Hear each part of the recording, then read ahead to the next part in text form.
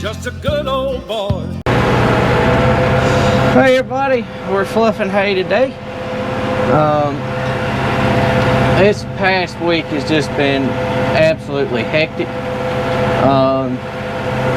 to say the least. I mean, it went from slow, not having a lot going on, to wide open.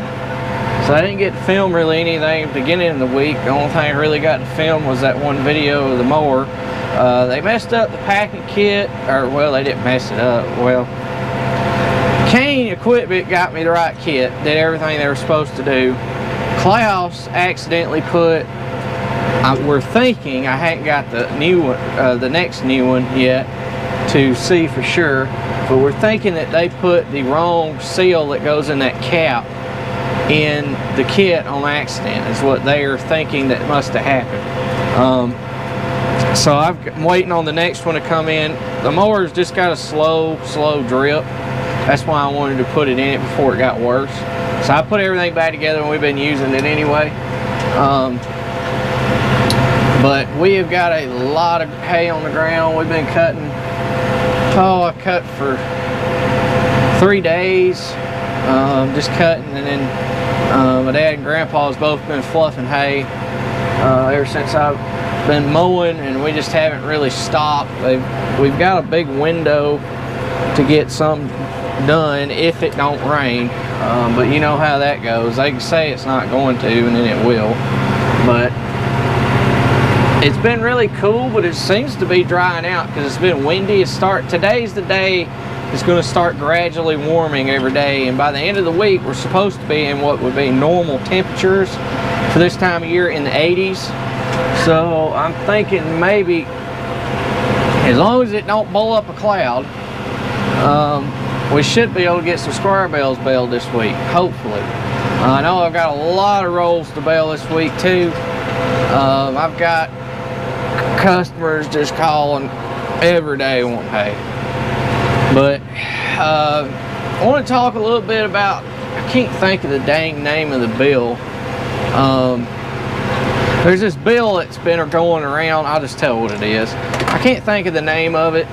You can look it up if you want to. There's this bill for cattle that's been going around to make basically your local butcheries, that'll butcher or process one for, like, say you want to do a small kill your own and sell your own.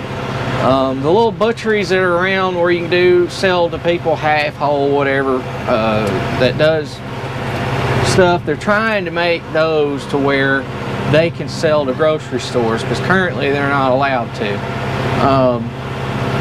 So that's basically what the bill says. To put more competition into the packing industry out there, and a lot of people think that's going to be a cure for our situation. I don't think it'll be a cure. This has been around for a while. I've just kind of passed over it, never really give it a whole lot of thought. Well, yeah, that'd be a decent idea. It might help some. Never really give it a whole lot of thought, but it's gotten really popular lately, so I've been thinking a lot on it. I kind of asked Dad and my grandpa what they thought too, and they kind of thought basically along the same lines that I was thinking about that whole ordeal and what it means as far as for us. Personally, I don't think it's going to do a whole lot of anything. At first, it'll probably cause a little bit of stir in the markets and everything, but I just don't, on the East Coast, I just don't know that it's going to do what everybody's hoping it's going to do, because there's a lot of issues there. One, once this virus is gone, the Big Four is going to open wide open again, and they're going to be back full on steam ahead producing meat. This ain't going to last forever. Eventually it's going to go away, and those guys are going to get back to full wide open capabilities, and that's going to be a lot of meat.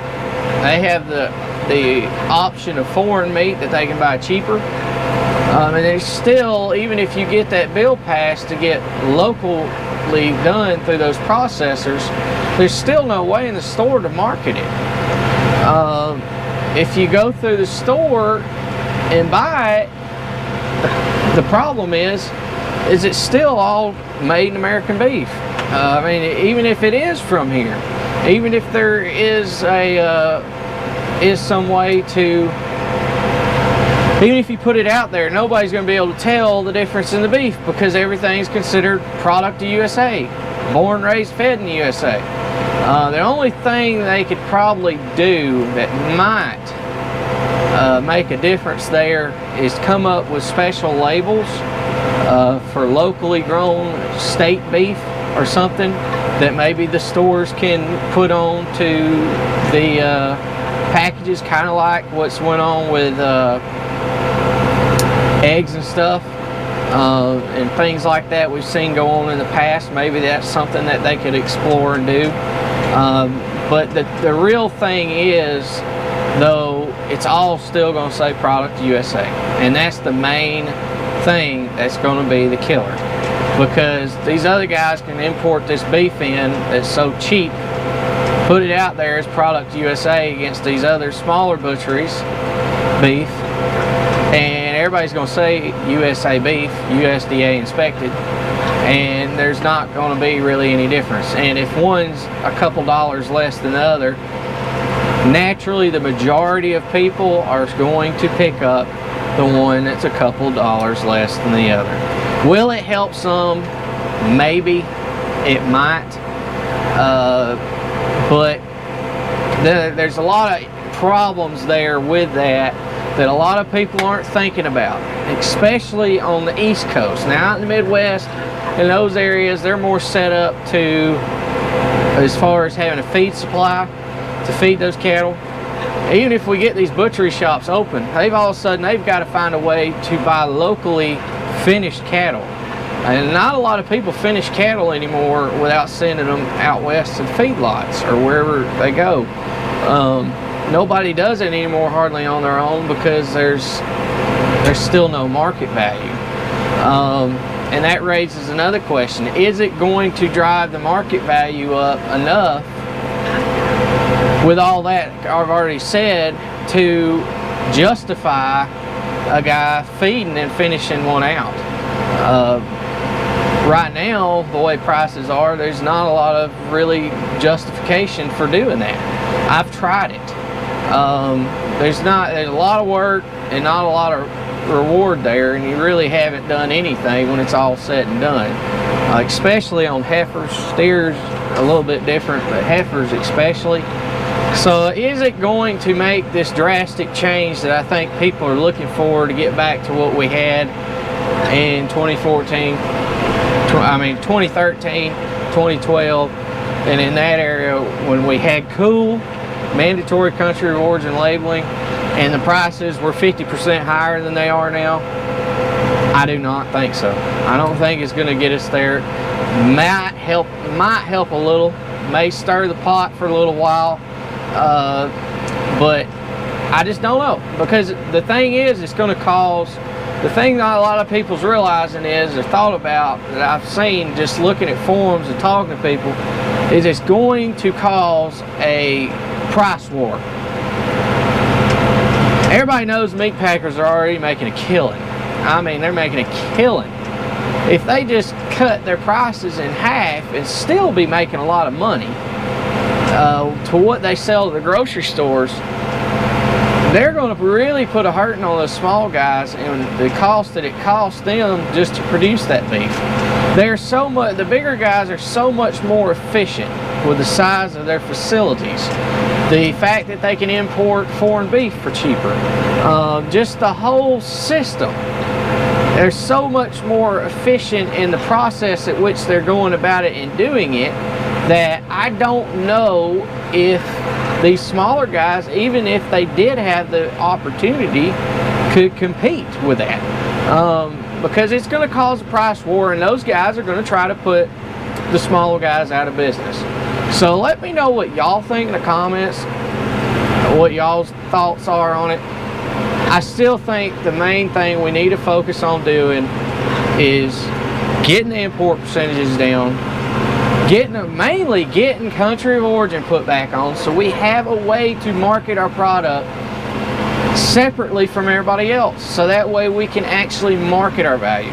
The next thing is we need to get the import percentages back down to what they used to be, not to what they are now. The third thing is I think that we need to do is get rid of this checkoff system completely. It's one of the main things that caused this mess to begin with. And that way we can get back control of our groups that are supposed to represent us, and put some leverage back in our favor in that regard. So let me know what y'all think. Thank y'all for watching today. Please comment, rate, subscribe. This is just my thoughts. I've done a lot of thinking on it. I've studied a lot on this lately. I know I've been seeing a lot of stirring going on with it, and people thinking, having different thoughts on it. These are just my thoughts. I may be wrong. I don't know. Who really knows until we see it? I just don't see at the end of the tunnel it being the great fix that everybody's hoping it'll be. So thank y'all, and we'll see you next time.